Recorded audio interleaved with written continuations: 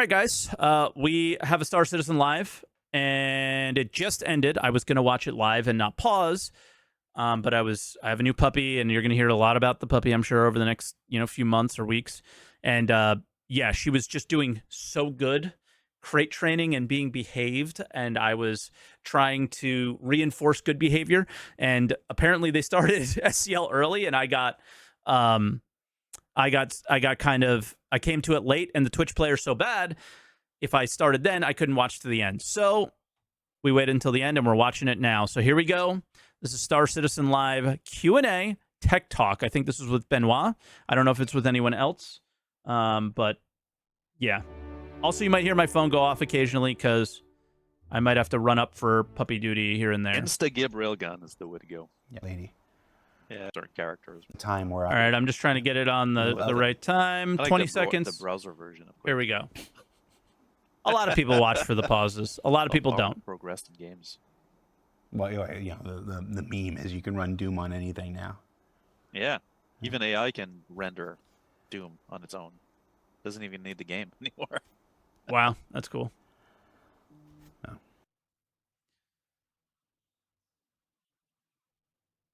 If there aren't enough pauses, that's when you get salty. Okay. Welcome to more pauses, Star Citizen please. Live. That's not normal. Star Citizen Live. Did you know that I have two different shows? One is called Inside Star Citizen, sometimes abbreviated as ISC, and it is pre-recorded and goes on Thursdays. Other times I have Star Citizen Live, abbreviated as SCL, and it goes on Fridays.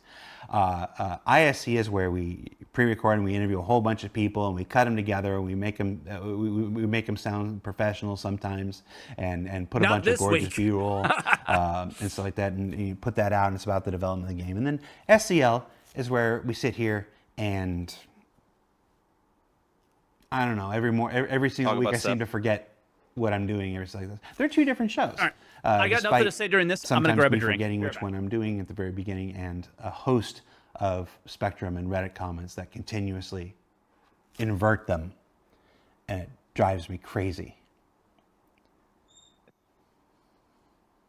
Joining us on the show this week, a special treat, a short abbreviated show, won't be as long as normal. I know I said that a couple weeks ago. This is real because this guy's super important. He's got places to be.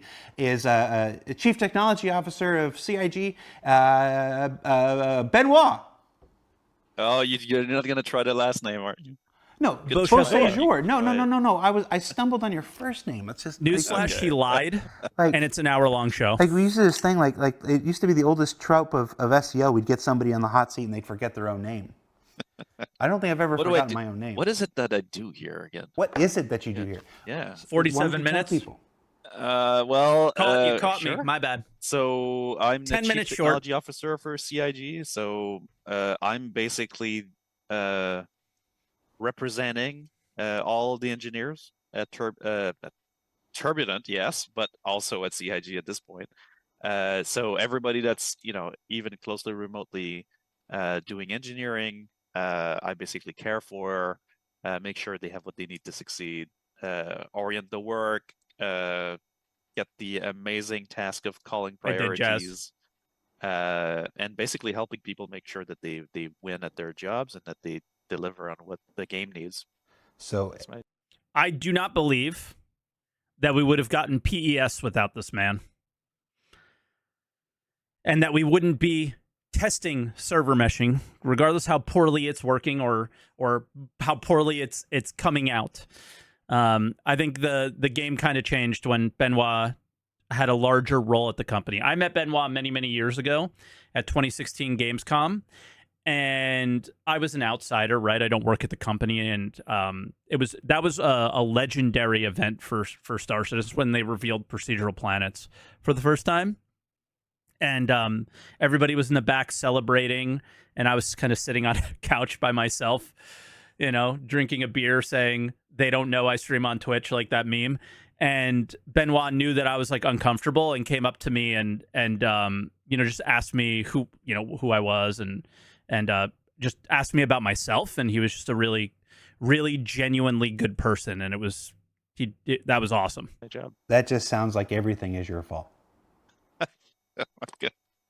Yes. Yes, in a way, it's my fault. Sure, there's always a way up to my fault. No, I introduced myself as Mike. So Benoit has agreed to be on the show this week again for an abbreviated show, so we can. We're in an interesting point in our development, technology-wise.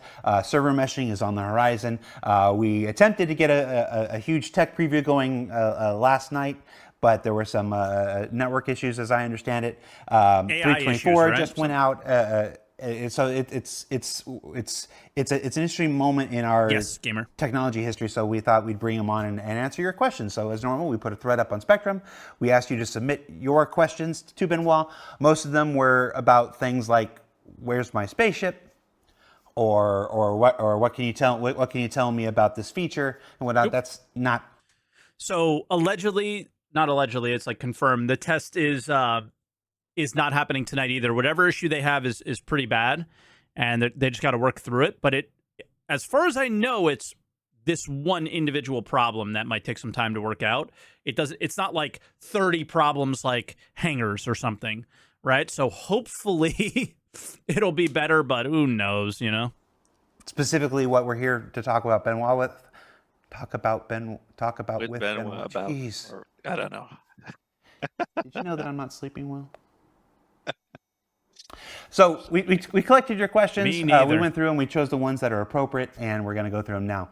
So the first question I have, Benoit, is simply we've recently released Alpha 320. Hold on. Now I'm getting a message saying the issue blogging last night's server meshing test has been resolved and a build has been kicked. We'll update what the plan is today once we discuss. Dude, I'm getting pulled all over the place. 24. All right. That was from Proxys. How'd that go? Nice. Well, it's an interesting patch. Let's just say that. So 24 has a lot of That's old. Gotcha. uses to some very large systems, right? And so Some the foundational release of the systems. patch foundation. All right, so we're going to watch SCL. We're not going to worry about the server meshing test because it's probably not going to happen today. And we'll leave it at that. Foundational systems, yes, systems that have been in the game for a long, long time. Getting their first update. Yeah, exactly. And so it's been a bit of a rocky release, simply because there are some issues that happens when more players are present that affect core flow of the game, right? So anything that affects you retrieving a ship or leaving the hangar or things like that are instantly high priority. Some of them work well, on internal builds, and then when we get real players on it, Waka's always pulling my heartstrings. I see you here, Waka. In this case, for 24, there's a lot of issues that happen related to cargo elevators, freight elevators, the new hangars, and that flow. And so we've been hotfixing quite a bit, figuring out what was going on. Some missions didn't work for the same kind of reason, and so we've been kind of analyzing data and hotfixing. You won't even say the name ATC. Well, I tell you what, I was 324 build, 800 players in a server meshing test. I said to somebody else, I just straight up said, I can't wait to log in and be stuck in a 3-hour queue. You know what I mean? Like, I just feel like the ATC issues are just going to be 10 times worse than what we're used to already, right? Which are basically non-existent right now, but how will they address them when you scale up to 800? I just feel like it all breaks and stops there, but it's something they need to see and data and change it. So let's just say that like I said, there are some systems in the game that are complicated, right? That date back to a very long time. That's all right. That's right, and Benoit. ATC is at the core of it, right? It's one of them. Show me on the doll where ATC touched you. Oh my god, all over. All over. And so ATC, transit, are systems that there. Any issues with these systems are debilitating instantly, and so it's not a case of if it works 60% of the time, it works every time. It's a case of if it doesn't work 1% of the time, then it's very high priority to find a fix. So we've hotfixed a lot of stuff in the last couple of days. There's more coming from the gameplay teams. The hotfixes have been some changes to how we very good. deal with obstructions in the hangars are coming as well, which is has been one of the most problematic issues. Like the checks on that side were a lot too, I like to say, hardcore. Thoughts on what we're hearing right now and how we're hearing it. Right, I talk a lot about the way CIG communicates to us because it drives me mad and it frustrates me, and you know, hearts for Wikipedia, but he drives me nuts. Right, like last night I was like, I'm exhausted, but I'm like, I really want to see this test, you know, and it's like, oh, here, I'll ask Waka this just because I don't think he can answer it or whatever, and Proxys is here too. I'm just gonna ask this question. You guys answer if you can. I was giving info the second I could. I'm a monster. Nope. No one's saying you're a monster. Phil, read your DMs, by the way. Why don't we... I was always confused about this. I asked the question during my stream this morning, but nobody was here to answer it. Let me see if you guys can. Why don't you guys get a build that functions? Because it might take until the evening to do that. And then you know it's not dealing with what you're dealing with right now, right? Like, oh, there's a bug that hit us or a problem that hit us that's causing crashes. And then wait until the next day and launch it at like EU prime time. And then you have concurrency from EU prime time through US prime time. And then you get data properly. Why is it always the moment it's ready, we drop it? I was always confused by that. So if you're able to answer that, I'd appreciate it. But I wanted to talk more about just generally the SCLs and generally the ISCs about what I'm hearing right now. Time is the fire in which we burn. The test was slated for 24 hours anyway, so as soon as we can go, let's go and get the data. I guess, yes, I get that. Is the data more valuable? Because concurrency matters. Remember, every time we go to live, everything shits itself? If you get that concurrency, is that more valuable data? I don't know. I'm using my don't know about game development brain and curious if that would be more helpful. That's all. But on the communication front of Benoit's going through, hey, all the bugs that you're dealing with, this is what we're doing about them. And it's not a spectrum post. It's just line by line kind of going through it and is like, hey, you know this pain point that you have? This is what we're doing about it. This is really refreshing what I'm hearing right now. That's all I wanted to point out. And then we got kind of off side effects that cause topic, some but hangers to break. on So, topic. you know, we're in the process now of changing all of that stuff to release a little bit the hold that the ATC has over cleanup and, you know, how it prevents some stowing. So there's already a bunch of... Basically what I'm saying is this is the open development I signed up for. This is the transparency, I think somebody said in chat that's like the perfect word, that I think is the best, right? You know, like I was talking to Waka earlier, pulling my heartstrings, but there's a very obvious reason, I think. Like for me, I always go, if I can make an argument against it, then I'll argue against it. But if I can't, and there's a argument for them doing it, it's hard to say that it's wrong. You're giving, like Waka's giving the information of, hey, we would like to do a test today. Well, that's giving everybody the heads up that there is a test. So then people kind of plan to be there because you need people to be there for the test to get the data, right? So the reason there's the right reasons for putting it out there, even though it's like this, you know, when it doesn't happen sometimes because you're like, damn, I was waiting for it and it didn't happen. Full concurrency is not the only data point. It's certainly important. This is from Proxys, but there are issues that even 10 to 12 players could trigger by doing antics in the mesh or other testing we may be doing. So yes, we may not fill the servers on off hours, but we knew the servers wouldn't be maxed out for the entirety of the window anyway. All right. I mean, for me, I was like, I don't even know if you'll max out the servers at the time you were considering going live at all. Like it was off hours anyway. So that was like my thought that night, but fair enough. Thank you for the context. We really appreciate it. And I'm glad you guys can answer and that was awesome. So thank you. That went live for that. So hopefully that will alleviate a lot of the issues people have been running into with hangers specifically. But otherwise, like 24 is a super interesting patch for a lot of reasons. Also because we've introduced new metrics to Star Engine that have launched in 24, and so we have now a lot Metrics. more information about the state of the game servers and how they Okay. perform. So we've instrumented a lot of things in the engine. Is he to be clear, Canadian born? He is in Montreal right now.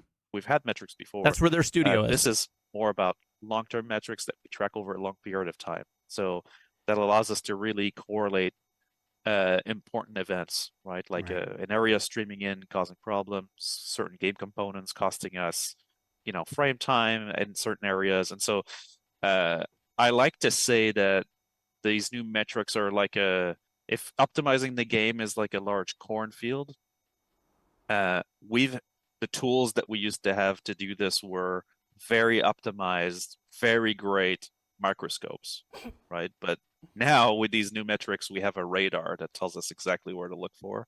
Okay. And drill down. And so I'm hopeful that with 24, we already got a couple of reveals. Just seeing the live release roll out with these metrics, and so I'm hopeful that's and one of the big things about this server meshing test that was supposed to come up was this RMQ testing or whatever.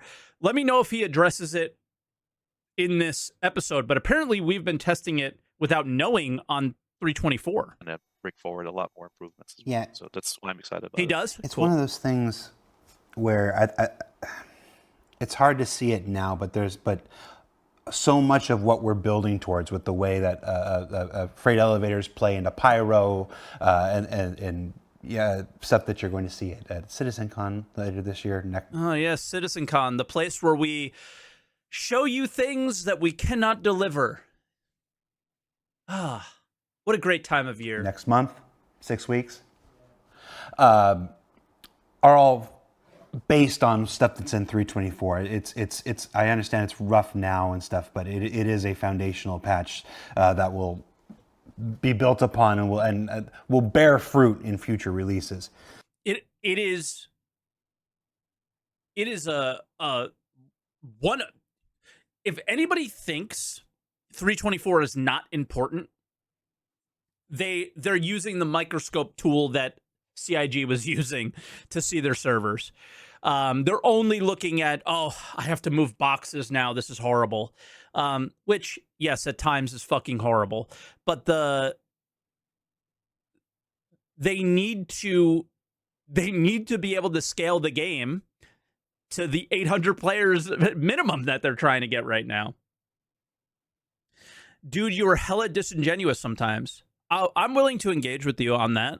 What do you feel is disingenuous? You're looking through Hubble from the wrong end, yeah. So I unfortunately got derailed by that chatter, but I do want to engage with people who think I'm disingenuous, because I think they just see snippets of me and don't actually know what I'm saying half the time. But it's very obvious that in order to scale the game to the MMO that it needs to be, otherwise just close the fucking doors.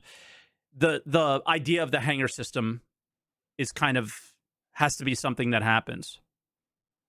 Did I see the leaked video yesterday? I'm assuming you're talking about the Twitter thing, and yes, all things. Yeah, what we hope. yeah. One of the things that maybe I don't know if I don't know if we've communicated this way. I mean, Chad probably did outline this in one of.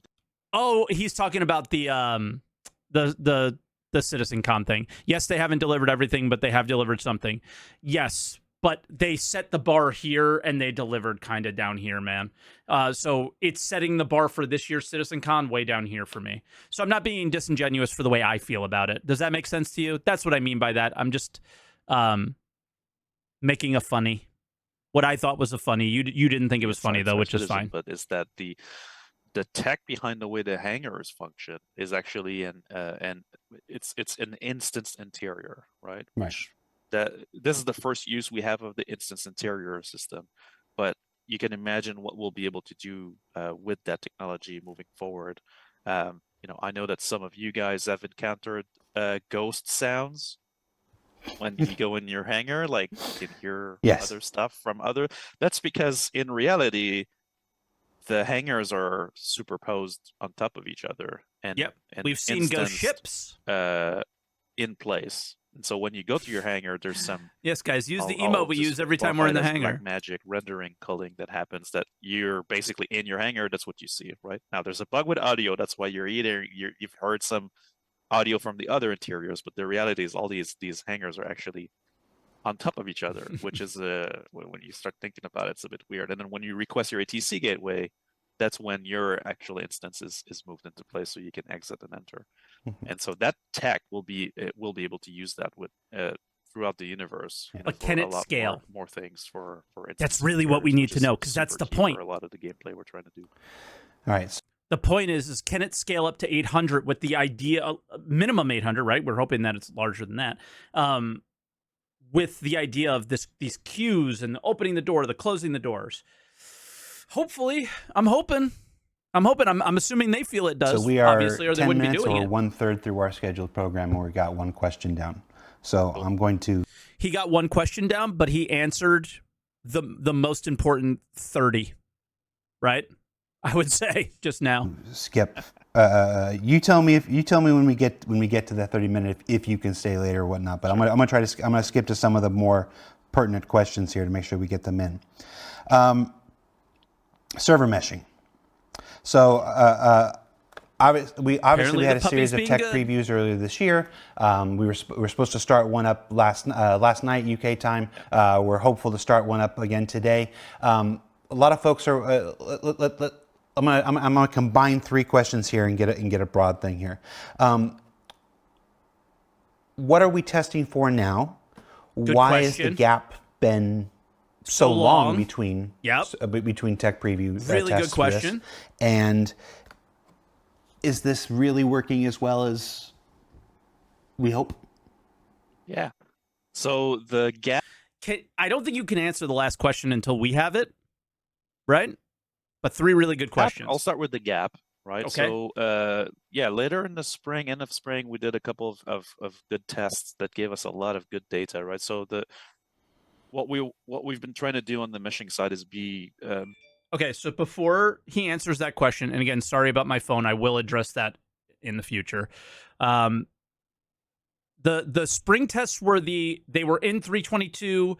That's when we were like quantum jumping, and then it stopped, right? We were quantum jumping and it stopped when we crossed the server line. That was in the spring, right? Okay, just making sure I have the right context here. Thank you. A bit more pragmatic and methodical in how we approach the development. And so these tests really gave us a lot of data. Been a long year, right? Because of the way we conducted them, we were able to try different mesh configurations, look at performance, specifically on the hybrid, which is the replication layer of service, and to really be able to hone in on what we need to improve in order to get the scale that we want. And so what came out of these tests in the spring was that there was already things that were touching on the performance of the hybrid and the game server communications that needed improvement. And so this is what we call the components called the NMQ, the network message queue. Okay. Now that's there's a lot of chatter online about, there's a replacement thing and it's called, is it Rabbit MQ, whatever. No, so we're not even in that realm. We're talking about really the networking component that transmits data between game server and client, game server and hybrid and game servers. It's like this, think of it as the communication library underneath it. So like all games, that technology is using UDP transport to get eventually consistent updates out as fast as possible. Now the network message queue had a couple of issues when it got a lot of data in a very short period of time. So these spikes would cause and that's what we saw in the final server meshing tech previews, was that when large areas would stream in and a lot of players would join in and leave at the same time, the network message queue could go into a tailspin where, think of it as a drain, right? And you're trying to put stuff in the drain, and at some point, if you exceed the bandwidth of the drain, then water starts filling up. Now, the way that manifests itself in the game is interaction delays. So pressing F, trying to get in the It was so bad. So I'll point out to you guys remember when Asmongold like brought people from the community on his stream a while back? Somebody said that that was a successful playtest. It may have been successful from a server meshing side, but when I tell you, outside of the 200 player test, when I hit F to get out of my bed, I waited 5 minutes. Then I got out of the bed. And I got out of the bed on the wrong side of the bed, which put me leaning out of the side of a building. So chat told me to jump off the building. And I would be fine. And I was. I jumped off the building, I landed like Superman, and I walked around for 10 minutes. Until the RMQ realized that I jumped off a building 10 minutes later. That's how delayed it was. It's hard to call that a success. But from our perspective as a player, they probably had some data that things worked the way they wanted them to. This did not, right? So it was hard as a player to be like, yeah, that was a great success, you know? And it was, so they learned something from there that this is a problem that we need to address. The ship, and it takes seconds. Success from that standpoint, at least, I guess. Powering on ship takes forever. Now I'm not talking about the one-offs, because you can have interaction delay in your game based on your connection. That can absolutely happen. So it's influenced by your machine, your connection. So if you're playing on a 486 without the turbo button on a satellite connection, you might get interaction delay, right? But in this case, we're talking about widespread, like when an entire shard gets into that state, right? So that's what we saw in the tech preview. And so that we had to go a little bit back on the drawing board and actually fast track one of the refactors we wanted to do, which is the introduction of a replacement message queue. Now, we call it replication message queue, replacement message queue, kind of, we've basically called it RMQ. And so this RMQ is a new implementation of this that has more abilities to adapt to higher bandwidth. Okay. And react to these large message pushes that happen when we start streaming large areas or when a lot of players are coming in and out of the game rapidly. And so what we're testing now is RMQ in a server mesh setting. So for you guys who don't know, 324, half of the servers on live currently run RMQ. The other ones are running NMQ still. We've been gathering data across both of them to see the performance improvements, the gains. So far, those have been really good, a lot of really good improvements.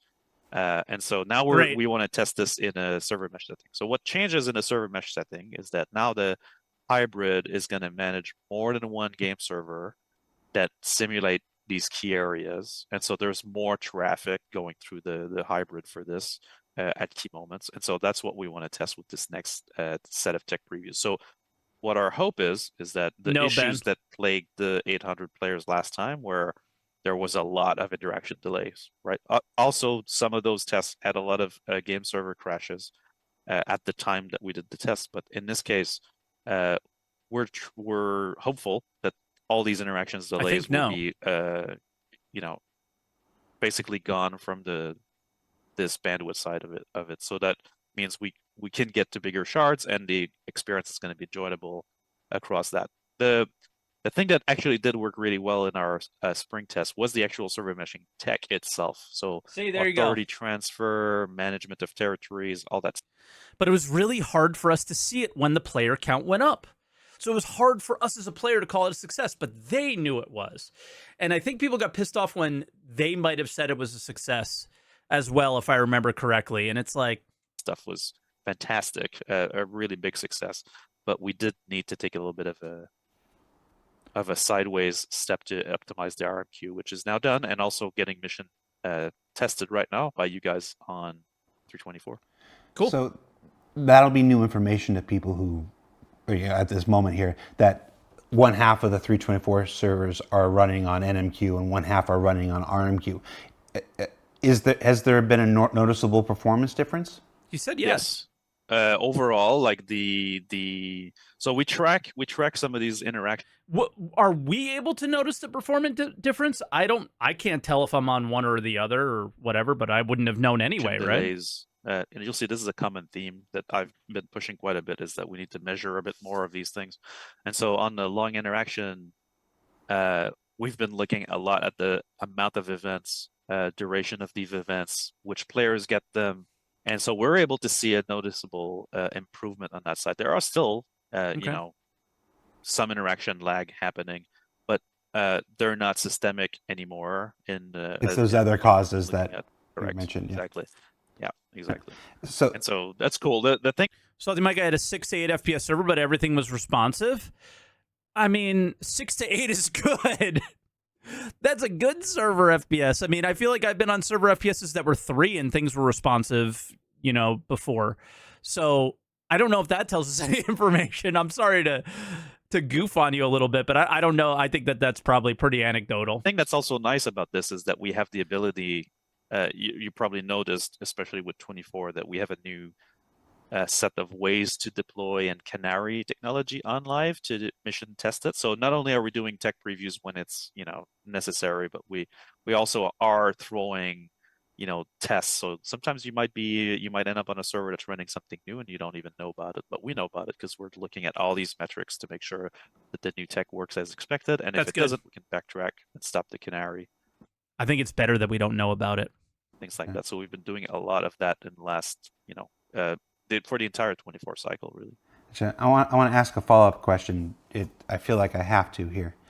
If there are people that are just, we all know that every version of Star Citizen is a test bed.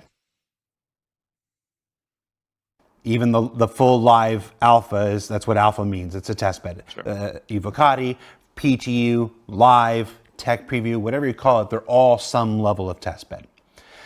There are people that are just trying to log in and play right now. And some of those people it sounds like some of those people are going to 324 with RMQ and having a better experience than some of those people are logging in and through no fault of their own are going to NMQ. Fuck them. Whatever's best for the game. Servers and having a degraded. Do we have a timetable for when we just switch all of them over to RMQ? So I made a video about this a couple days back, like last week.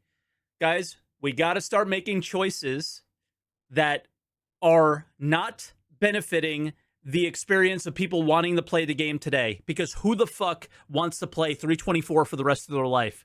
Nobody. Who cares? Do what's best to get us to whatever people will actually want to play day in and day out for the next 10 years. We got to get to that.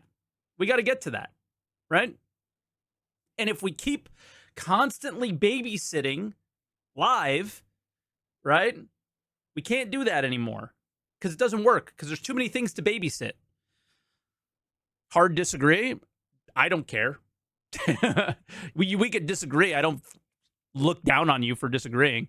I just know I'm right. Like in this case, this is, how there's some hills that you'll die on. There's quite a few hills for me to die on. This is one of them. But what I'm saying is that I'm not saying make sure live is a dumpster fire and nobody can play it, right? But I think that they really babysit a lot of things sometimes and spend literally more time fixing what they put out than developing new features at all. And that would be a question. If I could get in a room and ask one question of Chris Roberts or one question of maybe a producer, how much time does the entire studio spend fixing the shit they put out so it's playable for live than they do making the game? That would be, if I can only ask one question, that would be the one. And I think the answer would be more time fixing and less time making right now, because the game is bloated into a size that I don't know. If they doubled the studio size, I don't think they can handle it in the way that they're doing things. But what the fuck do I know? I'm making what I consider to be an educated guess based off of what they tell us.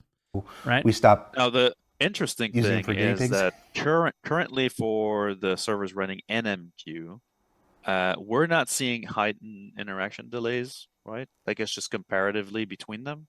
Okay. We do want to keep going at it, so we're being prudent, right? So we started with a couple of shards, then we moved on to a quarter, then to a half, right? And so Well, then what's the performance gain that they're as seeing? this is more stable, it's very possible that within the Squadron release 42 of is the a sync next as well. couple Yes, patches, Frax. all servers will be running RMQ. I mean, at this point, there's not much stopping that from happening. It's just prudence to make sure that there's no new issues that would come on. Right.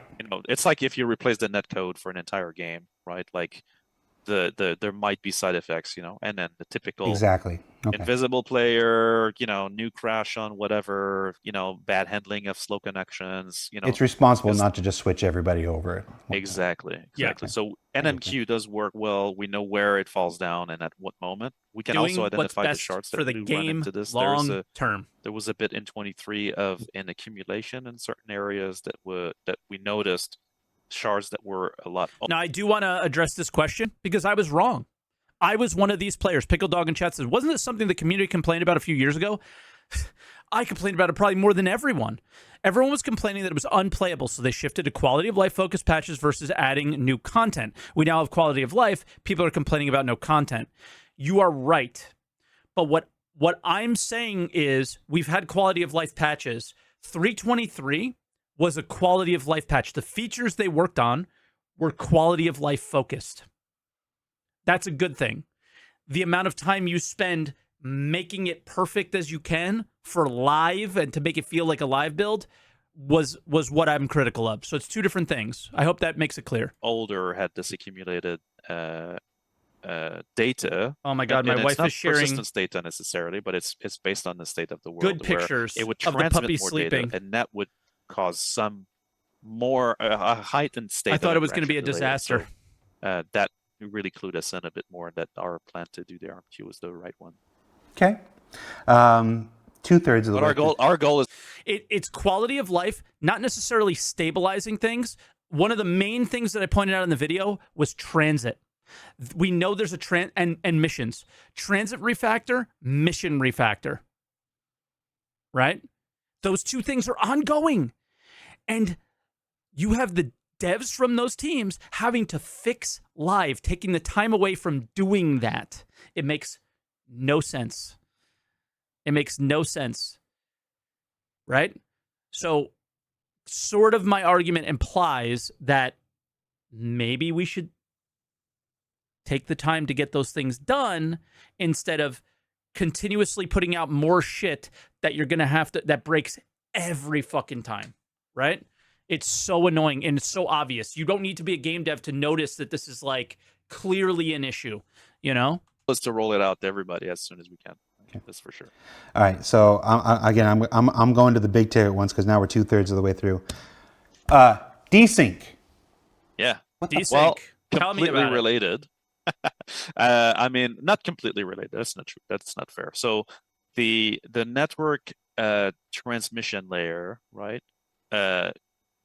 Game server, game client does interpolation, right? So as your ships or your actions move, your actor, so your character and your ship, when you're actually piloting a ship, the client does interpolation about your movements. So it's trying to predict what the server will say. And then the server comes in and says, yep, that's what it is. And that comes from the network queue, right? So obviously when they're sort of related.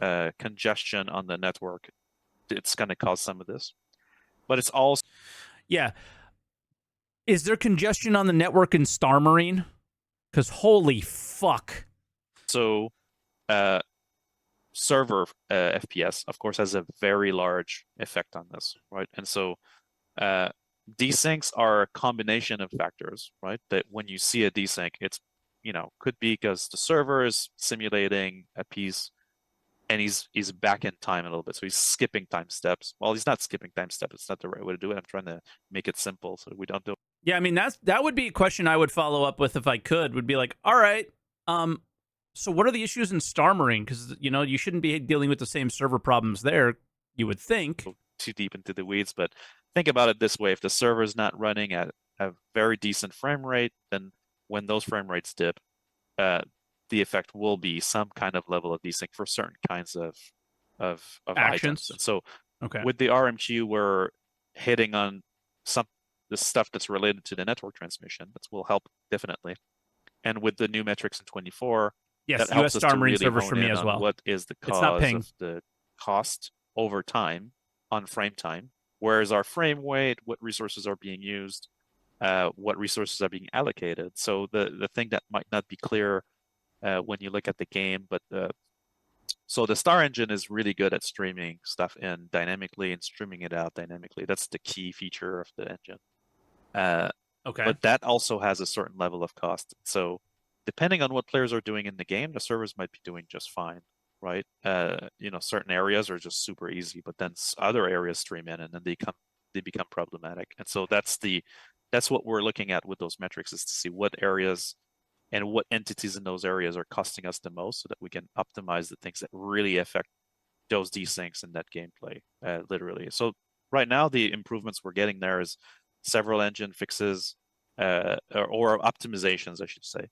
And then the network queue replacement is going to help on these things quite a bit. Okay. So Okay. like we've said a couple of times, this has been the truth for as long as I've been here, for 10 years, as far as meshing whites. A bug doesn't always have just one cause. Sometimes the same. I'll believe it when I see it. As far as the desync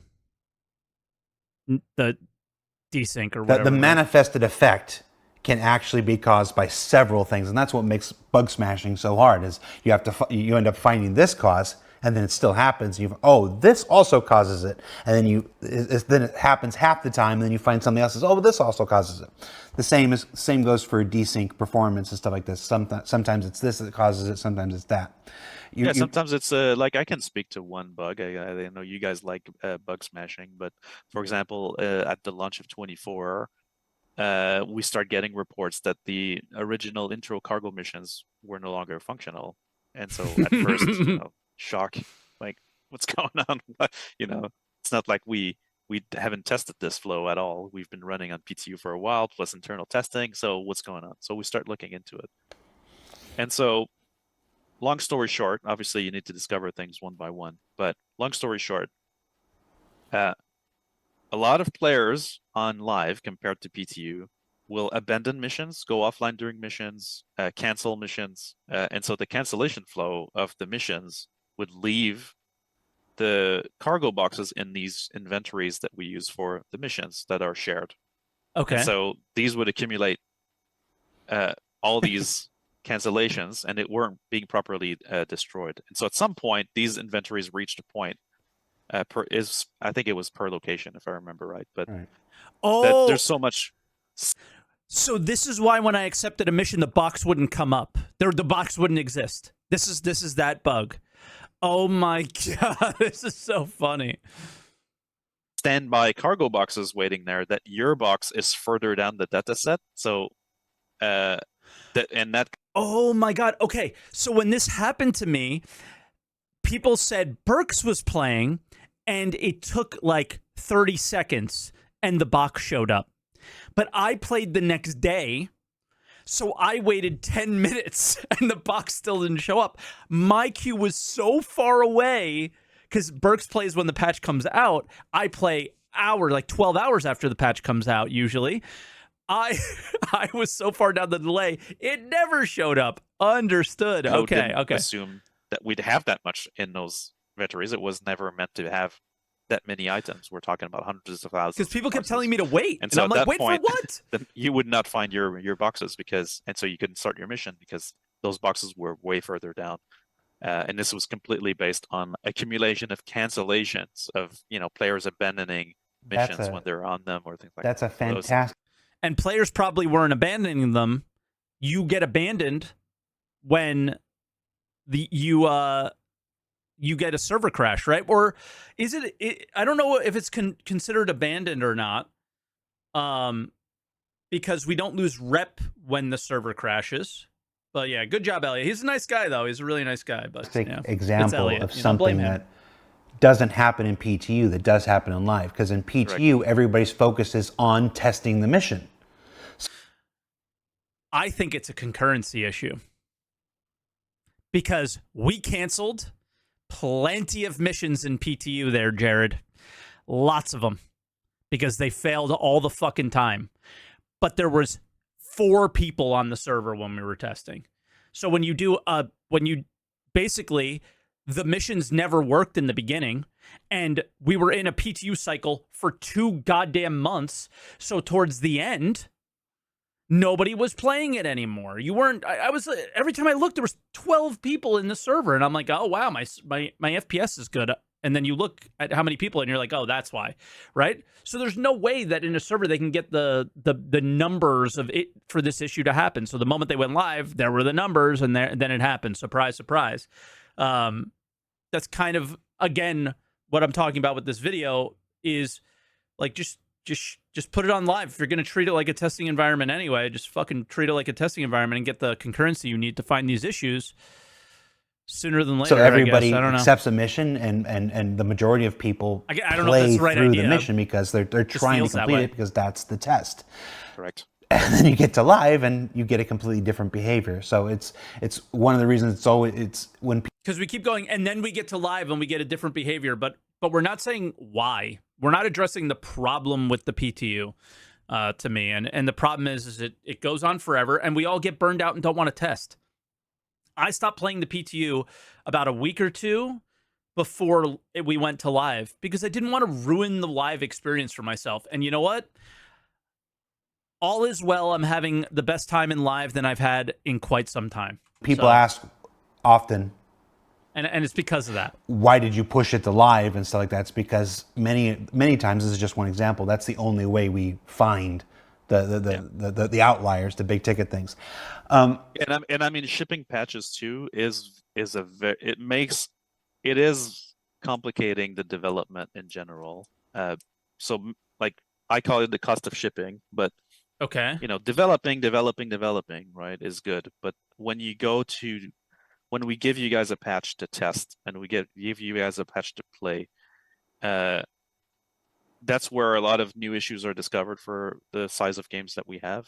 Even PTU, like you mentioned, like people recopy, they have a behavior that's, it's not their normal behavior. It doesn't go through progression. They're not cutting in the middle of it. It's a lot different.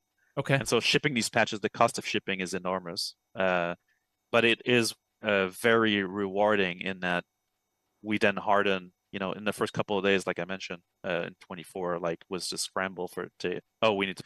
I'm confused what he's referencing here, shipping patches. Does he mean the hotfixes? Because it seems like he's referencing live and not the PTU. PTU, they shipped a patch like every day, and yeah, we were recopying, and it was, you're kind of starting not from scratch because we were able to keep our rep through a lot of them, but yeah, it's. I don't know really what he's referencing here. To fix this immediately, and exactly. So a lot of kudos to the teams that were pushing hard to get those hotfixes out, but that's basically the. Shipping patch equals making a patch for live patches, version. Requires an enormous amount of energy, right? And it's absolutely worth it. But it's where pushing it over the hump. At some point, you need to make a call, right? Because the longer a patch stays in this limbo of we're almost there, and are we going to discover something else at some point? With the model that we have with our game being alpha, we have to. To move it over the hump. Yes. Get those last issues sorted out so we can continue development, because internally. And I think in both 323 and 324, they waited way too fucking long for this, right? And maybe we would have had a worse live experience, but you know what? Maybe we would not be talking about, Q4, end of Q4 4.0. Maybe we would be talking about that sooner. I don't think so, but maybe. I don't know. It's like a bunch of freight trains, right? We got this stream of development, this release is holding the rest of the developments. At some point, we no longer have a choice. This stream is holding the rest of development. Finally, somebody who doesn't need to defend the project and can just be open and honest about it, finally says how it actually is. Choice we do. And maybe I'm cherry picking, and the CTO of the company, no less, right? Maybe I'm cherry picking there, and maybe I'm not being fair, but I think that was some open and honesty that we need to hear. Yes, I think 324 delayed 4.0, right? We have to move forward. Last question about performance and stuff. We talked desync performance, like the different causes.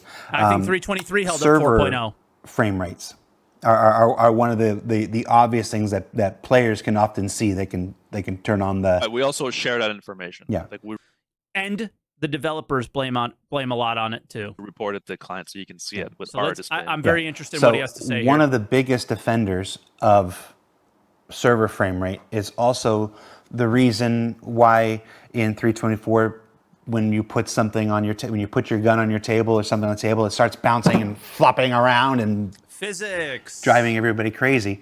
Physics. Yeah. Sure. How do we get the server frame rate up? Is it just refining physics? Is it buying bigger servers or better servers and just increasing the cost of running the game to an unmanageable thing? Is there the server meshing? Well, that's not the answer. Distribute the load across it well, and then that'll get us higher frame rates. How do we get server frame rate up? I like the way he's asking this question. So you're right. Like our game servers do perform a lot of physics calculations and a lot of physics simulation. That's the nature of the game, right? It's very physical. thrusters, ship simulation. Like we track so many types of geometries in the physics engine. It's crazy. Like we have a really great physics framework in the engine. For sure, like the most immediate gain there is server meshing for sure. Like we've seen in our playtest significant frame rate increase across the board for areas because you have less physical entities, right? In general, so that means less geometry, less allocations, less simulation. Think of the server. It all makes perfect sense, and he's not the only developer saying this. Almost all the developers that hang out in this chat, anytime we talk about issues, they continuously say, I can't wait for server meshing. And this conversation that they've been saying has only really begun in the last few months. So they must be seeing things and saying this openly to us because they're seeing that improvement. But I'm always very, very cautious about feeling what they feel, because again, we know how it goes when it gets to us. Things tend to change a little bit because we ruin everything.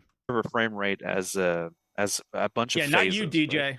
And the engine is extremely well multi-threaded, meaning that we can do a lot of things in parallel. But the challenge there is always determining what we summoned DJ Bunton. Now the only way to do that is say Arena Commander, Arena Commander, Arena Commander, Star Marine, Star Marine, Star Marine. There you go. Do in parallel that doesn't have impact with other things. So what can we actually simulate that doesn't depend on anything else? And so that's true of entities. So when we do an entity pass or what we call an ECUS update, so that's every frame. And it's true of physics. So and it's true of networking. So all these phases at some point need to wait at the end of a frame for everybody to be completed before it moves on. And so obviously, this is all bound on entity count and also physical entity count's the big thing that server meshing should stop, right? Entity count. So server meshing is from the top is going to reduce that count by a lot because you have way less areas to simulate. So less entities to simulate means that the overall wait time across the frame will be better. And so that's the lady in the background was like, is he still on camera? Gain for sure, right? And then we can control that granularity as our meshing technology moves up. We can control the zones, the size of the zones that we want to simulate. Now, that doesn't mean that we can't have an area that's filled with something and that is going to have a high, either network or engine cost or physics time cost. Oh yeah, because still happen for sure. When we increase the player counts to 800, all 800 are going to go and cram themselves into the same 890 jump. Of course. They really want us to do that. Of course. But it's only going to happen in one place. Let me see if any of you can get it. The tons of people in the 890 jump is going to only happen. Well, I guess it can happen in 2 places that you'll really see it. Morph did it, but it's the French. Tarada, Hugo, the French community. They're nuts about that stuff. They're really good about coming together and doing a big thing. They're going to do a big, if anybody's going to do it right away, it's going to be the French. They're going to get it. So we're going to see a Tarada Twitter of like 1 million people bouncing off each other and just probably exploding. So that's a bit why you're going to see some jitters, especially. The French always ruin everything. No, it's the opposite. But at least in this community, I don't know anything about the French because I'm from America and yeah, we only see ourselves and no one else because we're terrible. But I only see like them do good things. I never see them ruin anything. Actually, they bring everybody together. They're the most tight knit community in the Star Citizen community. I think they're super strong. Them and the German community. The Americans, we all just yell at each other all the time and hate each other. It's fucking great. You know, with cargo, we're putting a bit more on the gameplay side. We're putting a bit more of the physics on the spotlight because we're using them to move, you know, with tractor beams, moving boxes, things like that. And so, of course, we're looking at improvements, but the first one, well, metrics has actually already given us quite a bit of very interesting things to look at. And so I'm very hopeful, you know, that the radar I was talking about there is going to, you know, allow us to find even more optimizations there that we can do. There's always optimizations, guys, by the way. It's always a thing. But server meshing will definitely help quite a bit. We've seen that in the last test. Like, I really like this guy. Yes, and it's sad that he's super duper important and probably busy because it would be great if we had a monthly checkup with him on a regular basis, especially during times like these where tech is way more important than the game. That would be amazing, right? Just give us 30 minutes a month, Benoit. Talk to us about what's going on, and I think this community would be a lot more chill. But I feel like if they also did that and the progress of the game didn't move forward at the pace that the community wanted it to, then I'll use a sports reference. You can have the greatest coach in the world, but after a time, they fire the coaches because for whatever reason, the message the coach is saying doesn't get through anymore. And I think we're seeing that with, you know, I'm not saying fire Jared by any means. Don't take this the wrong way. You see that with Jared. You see that with Chris, right? Is you kind of hear the same things, but then don't see the results as much. And yeah, so yeah, no, do not fire Jared. If they fire Jared, there's the video content dies. It's the complete opposite, right? You know, even you fire Chris, the game dies. Like, there's no point in having the game without Chris. With the very large shards, that's not what I'm servers saying. We're running on average a much higher frame rate than our current game shards. So I'm really hopeful for those They're gains. hopeful. So Are you that's really going to be a game confident? changer for the game. Like, obviously, performance for the game. You know, if we gain, you know, 1 millisecond on frame time, that's 1 millisecond directly to your gameplay, right? So for sure, like server optimization for Star Citizen is at the top of my mind when I is 1 millisecond that significant? Synchronize with game teams. All right, so teams. So server meshing, optimization, obviously, you know, and when I mentioned physics, that's not me throwing the physics team under the bus. That's Thank me, you. as Benoit said, recognizing. It's because it adds up on top of each other, I assume. It's not 1 millisecond over, how much physics simulation we do in our universe. Correct. It's like Formula One where somebody's 1/10 of a second faster than you, but over the course of a race, they might lap you. I guess it would be more like 4/10 or half a second faster. Eventually, they're going to lap you. Is there anything else we can do? Just optimize and distribute the load across multiple servers? Correct. There's also obviously 60 FPS is 16.7 milliseconds. Okay. Content optimization. So, you know, like you mentioned, there's always more than one cause, right? So optimization is, when we talk about optimization, because you mentioned one thing in your question, which was, oh, do we just get bigger servers, right? There's a limit to that. Yeah. A limit that we... Yeah, the limit is money. Go look at their financial reports and how much money they spend on servers. Now it's not just servers; they're very, very sneaky and put in, I think it's like advertising in the same bar, so you don't know how much they spent on advertising and like events and shit, and then I don't know what else they sneak in there, so you can't actually determine how much a server costs. I don't want to say we've reached it. We're not there yet, but there's still a server size that makes sense, right? In terms of Okay. cost per player, and operations in general, right? Of something that makes sense.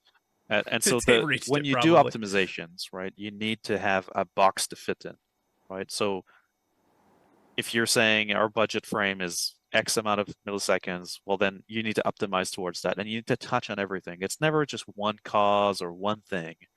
And so obviously, build a dedicated data center. Bro, these guys are a studio that made 700 million over 12 years and haven't released a game.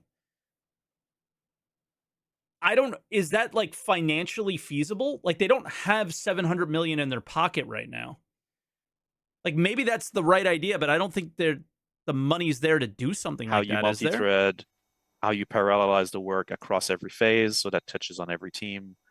But then there's content billions, as well, right? Yeah. Like a good example is the first time we put cargo boxes in the game. I forget which patch at this point. I'm a bit losing track, but the actual one SCU box was composed of like 30 some entities, which was like, it looked really good. Oh, bro, salvaging with a few vultures in one area, our frame rate would go down to. That is a great pause. Make an emote.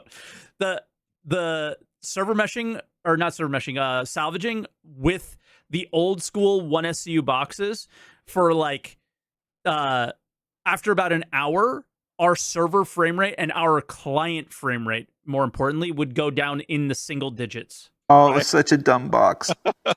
But when we looked at it with the scope, it's like, okay, yeah, no, we can't do that. And so content optimization is the other pass of this, right? Which is reduce the entity counts, try to be smart. This is this bullshit with art over everything.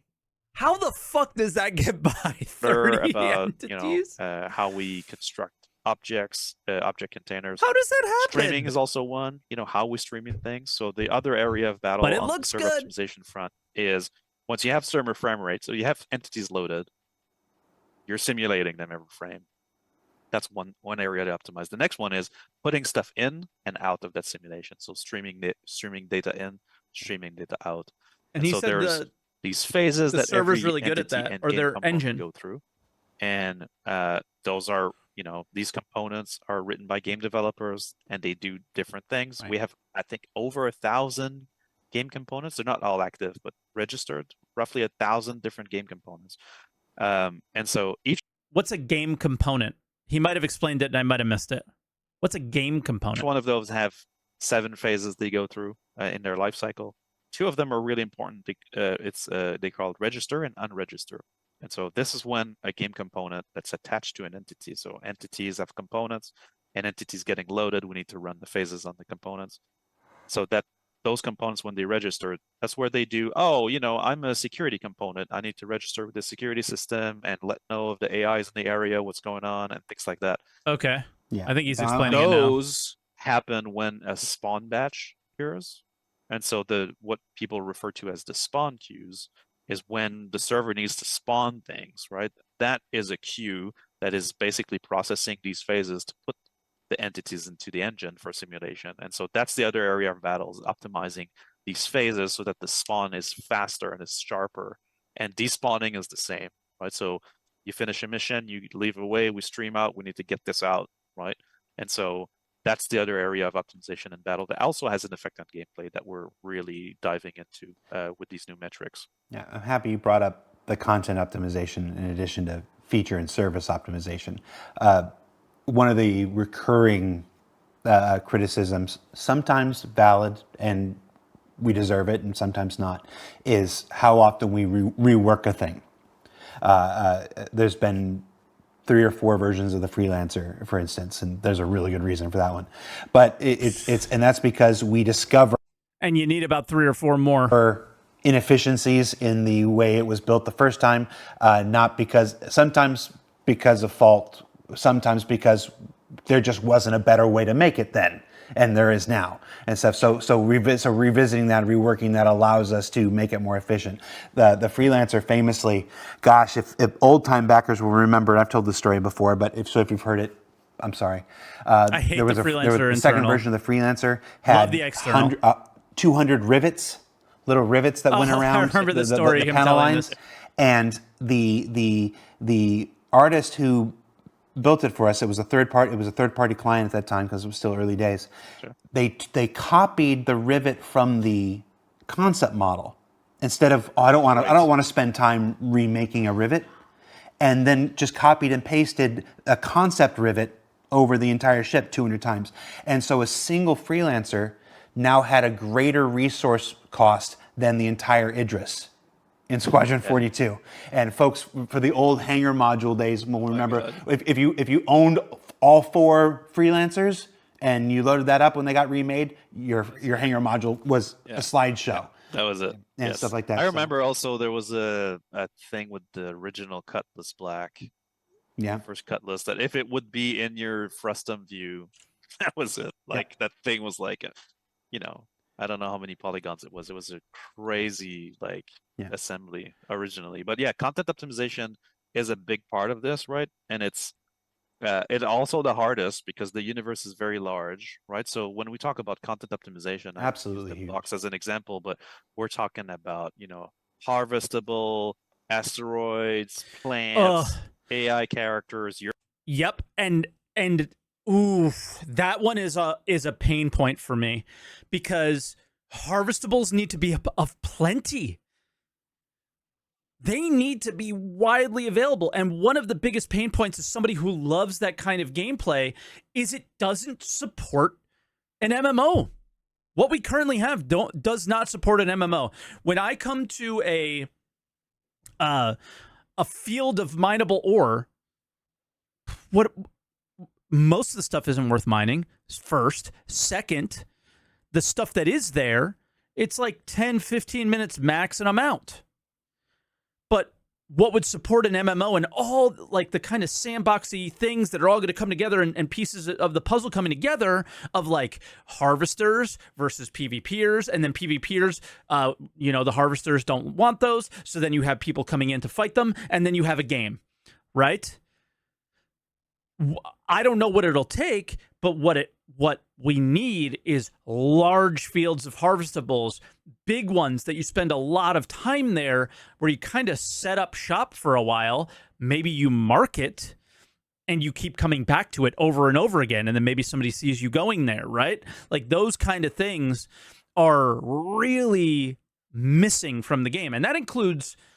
I remember back in the day, I mean, it was typed in my Twitch chat plenty of times, Sam Molina, who I don't think works on this stuff anymore. He was a dev there. He's still at the company, but not working on harvestables as much. I think somebody else does it. But talking to him about bro, I have walked around for 15 hours looking for Degna's root or some bullshit that they had just put in the game and never found a single one. Right? The distance between things. I can't drive a vehicle between the distance of one rock or another. I have to fly a ship. There's all sorts of weird things around harvestables that I think really need to change. And maybe server meshing is going to be a big part of that. But they certainly can't or won't do it right now, which has been an unfortunate thing so far. But hopefully something else can happen at some point. I don't know. Character, everything, right, needs to be looked at under the scope to go is it under the entity budget? Just to pause one last time here real quick is I think what they tried to do is think Wake of Disaster. Hey, a huge field of salvage. We took it and moved it away from everything and we put it over here. It's only here for a shorter period of time and then it disappears, right? That kind of thing. Is it, draw calls? Because the client performance is also important, right? We're talking about server stuff now, but the thinking Star Citizen will be like Eve is pure copium. There's no way we can have that many people in one area. No, and Eve can't either. That's why they have time dilation, and Star Citizen will never work with that kind of stuff. So on that level of Eve, no, you'll never get there. I think Star Citizen has a lot to learn from Eve, And I'd love to make a video about that. So hopefully this puppy starts chilling out. She is being very good right now. So cross your fingers. And then my plan is to make a What Can Star Citizen Learn from Eve video from a very Eve newbie, just to be fair. And the puppy's name is Clover because she has like a clover-shaped spot on her nose. You know, very your cute. client also needs to render that stuff, right? And so content optimization is a super big part of this that we have to get a lot better at in general. Yep, play Eve off stream every day until because we got this puppy. Our approach is always to make things look right, and they do look great, right? But then we schedule time to optimize it. But sometimes, we have to, because of the nature of our development, we have to put it in one patch and then optimize it in the next one. And so that does cause some frame drops at some points. But I want to hear what he just said again. Because of our development, one patch and then optimize it in the next one. And so, but your client also needs to render that stuff, right? And so content optimization is a super big part of this that we have to get a lot better at in general. Because our approach is always to make things look right, and they do look great, right? But then we schedule time to optimize it. But sometimes, we have to, because of the nature of our development, we have to put it in one patch and then optimize it in the next one. And so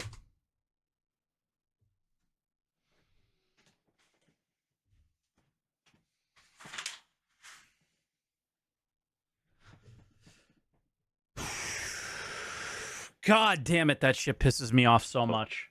that does cause some frame drops at some points, but we constantly make improve.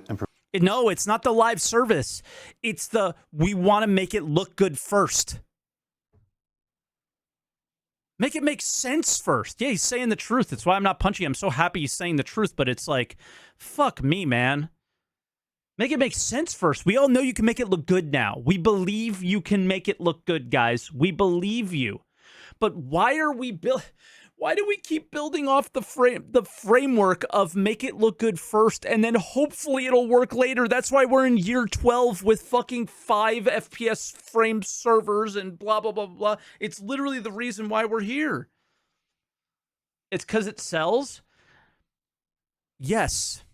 But we're taking you know when, all right, I've been giving this example on stream a lot. I don't run ads in the middle of my streams because I think it ruins the viewer experience. I think you're getting my point now. It sold early on when they didn't have a game because you can imagine stuff. You have a lot more of a game than you had before, and it's working against it now because now what would sell is a game. A functioning, fun game would sell significantly more of the current spaceships that you already made than what you're doing now. So I think what would sell is a game, but they need to take the short-term sacrifice and have less of a game for a while to get to the point where the game can sell itself, and then they don't have to do the bullshit that they're doing now, like F8 sales with golden tickets and F7A and all this fucking garbage FOMO stuff as much. We all know it's not going away, but they shouldn't have to do it as much. What we'll probably get, and I've said this the last couple days, is what we'll probably get is just both. The game will sell itself, and they're going to FOMO the shit out of you. But it would sell so much more. I point out Valheim all the time. Valheim crushed. To this day, I think has more players in a month buying their game than Star Citizen has over its 12 years of existence, right? Because it was a good game. It didn't look that good. Improvements to our level of detail, but it was a good game. System and stuff like that. We are over by 10 minutes, and I'm sorry. Sure. I'm gonna keep you for 2 more questions. All right. And I'm gonna say this while you're live, so you can't say no without looking like a dick. That's okay. Okay. Obviously, Turbulent got their start with the project, building the platform, building the website. Appreciate it, Jared. I want to see how I want to phrase this. This isn't a question from the thing. This is how do you go from building a website to building a game? You're on the hot seat. Go.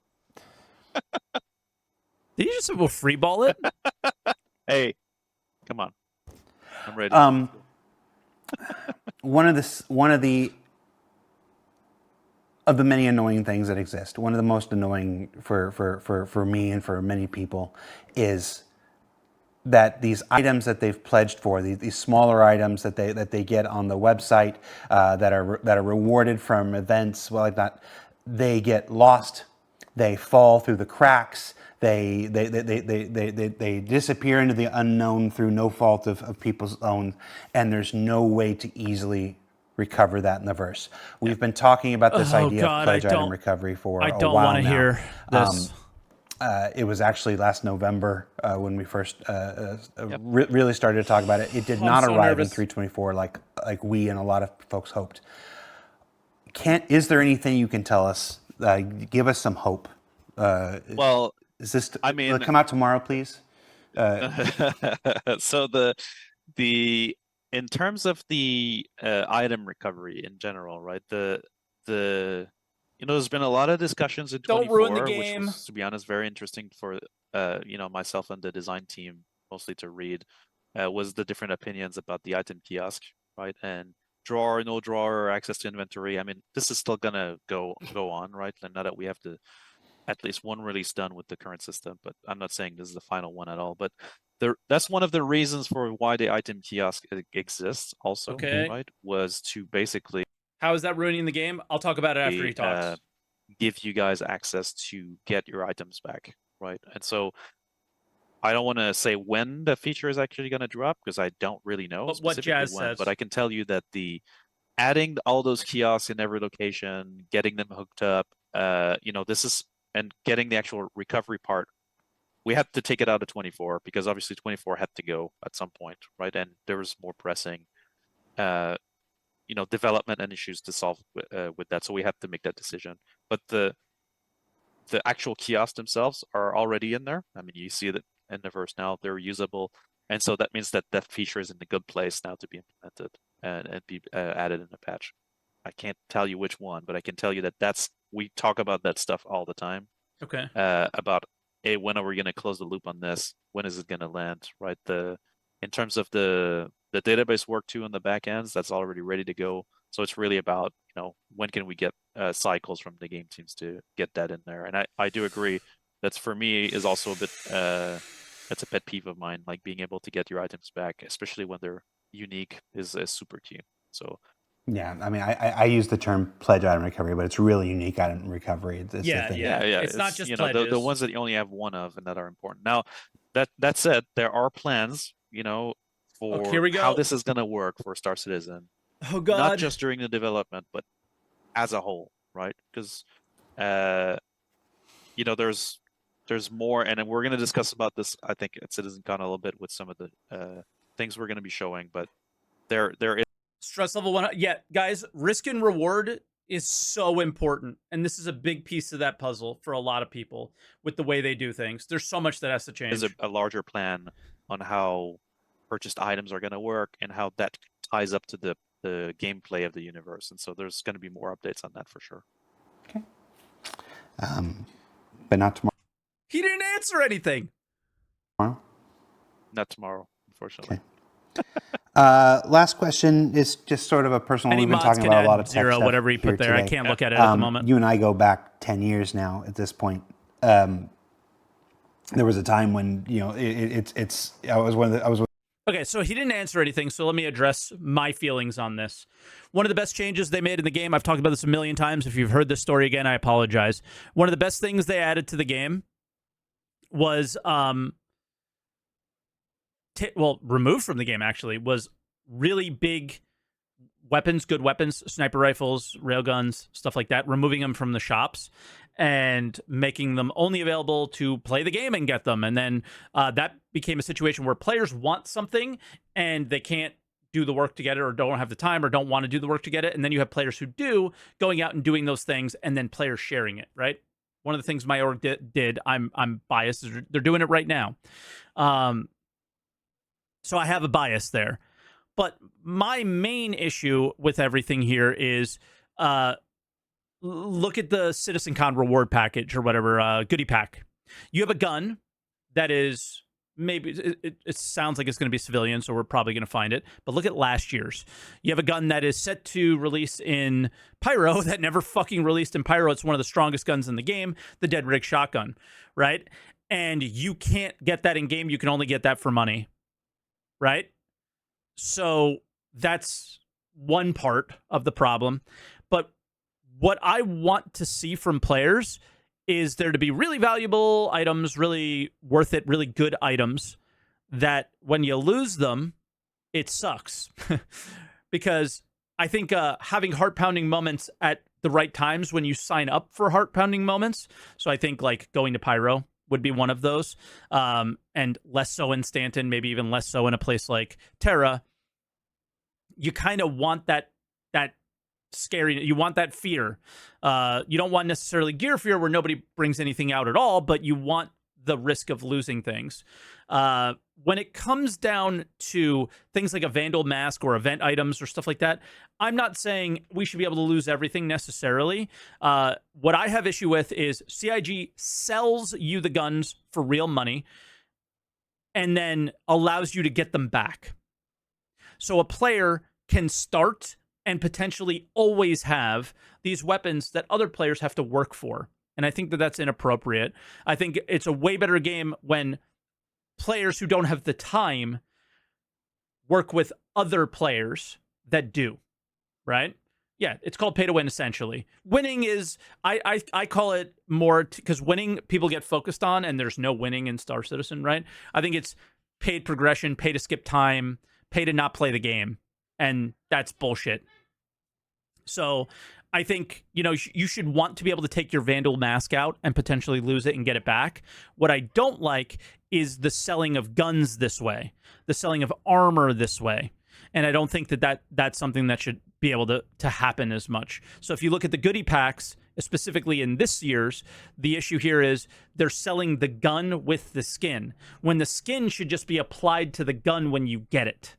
You get the gun in game from other players, from playing the game, whatever, but you get that really nice skin to put on top of it to show that you spent some money. It has no effect on the game whatsoever.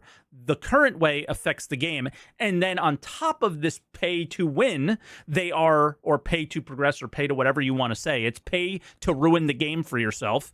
In reality, you're getting it back, and I don't think you should get it back. Right? It's not the case for every item, but it really is the case for armor and weapons in a negative way. There's I think a negative cost that outweighs all right, we made a little bit of money on the website for it, because I think it makes the game harder to make, harder to develop, and harder to make fun, because there's this constant tug battle of playing the game and skipping to the game, and the skipping the game tug is being pulled way harder. It's got like fucking sumo wrestlers on it, and then on the other end you got me going, guys, I really want there to be risk and reward, and it's and my face is falling right in the mud every single time we have a tug of war battle on this stuff, and eventually I'm gonna have to win, because I don't think we're gonna have a good game if we don't have risk and reward. But I'm also saying that I don't think players should lose something they spent real money on, because that's probably illegal and kind of fucked, right? So I'm very curious what their solution is, but I don't think recovering the weapon itself should be the solution. I think it should be the skin or whatever, right? I don't know. A few people at CIG that interacted regularly day to day with the Turbulent folks. You've gone from founder and CTO of Turbulent. And the last time we had you on the show, we knew this transaction was happening, but we couldn't tell anybody yet. Which is why we talked a lot about the history of Turbulent in that show, by the way. Yeah. Now that it's happened, and now that it's gone through, it's still going through, it has gone through, but the after effects, the repercussions of it are still happening. How's that been? How's that been for you? Going from CTO of Turbulent to CTO of all of CIG, sure, to going from a web development platform to a full game development thing. I mean, ultimately it's software, right? So for me, it's I'm a bit of a natural there. It's been a crazy ride for sure in the last year, going from I'm going to use general numbers here, like 100, 150, maybe engineers in general, to the amount that we have at CIG and the different teams the thing that I find the most satisfying is that we have so many incredibly talented engineers at CIG, like from our engine team, graphics, AI, audio, tools, R&D groups, gameplay teams, Marketing. VFX programming, all these, like our teams are so talented. It is crazy, right? And so it's really an honor to have the opportunity to try to make their lives better, right? Improve the internal processes that we have for our engineers, make sure they have career paths at CIG, that they're Marketing's the fulfilled, best performing that team. they Yep. work on things that matter, right? So one of the big roles of a CTO is to make sure that we're working on the right things, right? They're that never we're late. Not, just developing and then hoping for a result, that we're actually driving for the results that we want, making the right calls across that. So for me, it's been very, very fulfilling. Matt, Also Patty, very thank you. difficult because the context switch is crazy, right? Going from all these subjects, right? But very, very fulfilling. And I'm so proud of the team that we have. Cookie Jarvis said in chat, marketing is never late, but they are too early. Yeah, I mean, they're probably a little early here. Our engineering teams at CIG Little cart ahead of the horse, are right? best in class, right? They're really making miracles with smallish team, like in terms of the pure engineering teams, like making an engine, building the. So I'm zoning out of this a little bit now, because this is the hey, we're really proud of the stuff we're doing internally, and it's really hard for us as players to recognize we're doing miracles here, because the only thing we can see at the moment is that is a steaming pile of shit you just called a miracle. I'm confused, right? So yeah, the tech that we need for this game. I mean, the level of talent is really incredible. So it's been rough. I believe him, but we're incapable of seeing whatever they're seeing internally, and they need to recognize that a little bit. And I think he does, but he also wants to praise his teams that work really hard, and that's what leaders do. And I think he's probably just being a leader here and saying, hey, my guys are doing great. Everybody that works here is doing great, and I want to thank them and try and keep morale high. He's not just going to say they're shit, Roughly almost a year now, that I've picked up this role, and it's been only positive.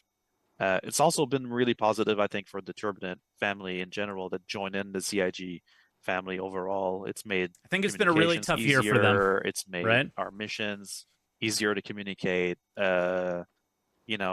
It allows also the cross-culture pollination, things that Turbulent do well, things that CIG do well. We try to get the best out of it, try to influence each other out of it into one big family. So it's been a really good ride so far. I'm really enjoying it. It's really, really cool. Plus, I love this project. Like, there's nothing more that I want than for this, for all of our tech to come together and then to really make this game the best thing that it can be. So it's for me, it's like, and that's I'm just the ecstatic truth. about it. It's been nothing but positive. It's such a bullshit executive answer. No, hang on. Don't say that. What's been difficult is if you want the. Says the guy who told us not to doom or anything. It doesn't help anybody. A week ago. Downsides of it is really catching up to speed. But to that was all the epic. Disciplines, right? Holy fuck, Jared. Understanding the state of things to be able to make calls, right? So I mean, my people laugh here because at the office, they lock me up in this office because I'm always on calls nonstop from like 8 a.m. to like, I think the first time I get up during the day Thank you, Bear. from my desk is at 2 p.m. and then I need to eat something and then keep going, right? And so that's the part that's difficult. The intensity is really up there, right? Really, really up there. But at the same time, I feel like all these things really move the project forward, and so it's motivating. But it is hard on the day-to-day for sure. All right. Well, Benoit, thank you for staying much was a really good longer episode. than all good. we It's all good. agreed. I expected that. I try to do the short shows every once in a while, but then I always pair the idea of the short show with the people who talk a lot. Yeah, it was on Benoit. His answers were really long. But Cool. I appreciate you sticking around. I'm going to let you go. Folks, thank you for watching. This has been Star Citizen Live. What did we call it? Tech Talk with Benoit, Right. Benoit Beauséjour. Oh my God, so good. Approved. Do you want to know what my orange case is? Do you remember Fisher Price Constructs? Oh my God, really? Yeah. He is the biggest kid. Shit. Got my whole collection. Oh, is it the OG one too? Yeah, it's the OG. I'm I'm an engineer now too. Got the constructs. Yeah, I'm an engineer now too. Well, it builds. That means I manage you. If you haven't check out yesterday's Inside Star Citizen on creatures and characters. You can't manage Jared. It's a show. Be sure you watch it. And was then a show. come back here next week. Next week on ISC, we finally pull the curtain fully back on the 2 new Zeuses that are now coming in a 324X patch. It's X because we don't know if it's going to be 0.1 or 0.2 or whatnot. It's and the new MFD work that's coming alongside it. The new MFDs are super cool. And if you're like, how can new MFD be super cool? Check it out. I mean, all we have to do is look at them from all the sneak peeks that we've seen. So yeah, I'm excited for that. They're super cool. They're super cool. For that's Benoit. I'm Jared. Thanks for watching. Thanks for just letting me do what I do. We really thought yesterday's ISC might be the last one they let us publish. No, it was good. It was good. I mean, it was some fucking insane jokes, but it was still good. It's the bullshit that we can't deal with. At least me personally. You know, you covered the game, and you made some jokes. Wow, that's good. It's when we cover the bullshit is what we can't. Keep your eye on the RobertSpaceIndustries.com website and Spectrum for news about the tech preview channel. That if that hasn't started yet, it'll start when they're ready for it, and it's not happening. See what I mean, chat? This is what happens if you watch Twitch and you don't get to the end of it. It stops before it ends. It's why the Twitch player is the worst thing ever. But if I refresh, since it's over on creatures and characters, thanks for everybody involved that we get it. Take care. Bye. Help us out. There you go. Really important for the project and for everybody involved that we get as many people in there. For news about the tech preview channel. There you go. I got it. If that hasn't started yet, it'll start when they're ready for it, and it's really important for the project and for everybody involved that we get as many people in there to stress this stuff as possible. So your participation is tremendously valued and appreciated if you can make the time to jump in there and help us out. So thanks a lot. I'm Jared. That was Benoit. I already did that part. That's Dave and Pete over there. You never see them. Say hi, guys. Why not? Okay. I'll see you next week, everybody. Take care. Bye. We should see them. But yeah, so that was a really good episode. I like the honesty from Benoit. I like the honesty from Jared and just good follow-up questions and stuff like that. So great SCL. And thanks for watching it with me. I appreciate you guys.